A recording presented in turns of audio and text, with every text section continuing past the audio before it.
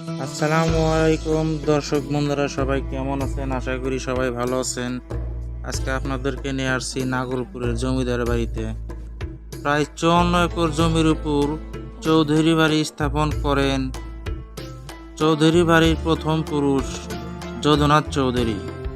তাদের বংশক্রমে দেখা যায় 3 ছেলের মধ্যে বড় ছেলে উপেন্দ্র মোহন। ইতিহাস থেকে যতদূর জানা যায়, সুবিদ্যার খাঁর সূত্র ধরেই চৌধুরী বংশের প্রথম ছেলে উপেন্দ্র মোহন নাগরপুরে জমিদারি শুরু করেন। তখন থেকেই নাগরপুরে জমিদারিত্ব শুরু হয়, জমিদারি শাসন চলে। তিনি উপেন্দ্র সরবরাহ সহ স্থাপন করেন কয়েকটি বহুতল ভবন, যা নাগরপুরে জমিদার বাড়ি নামে পরিচিত। ধন্যবাদ সবাইকে।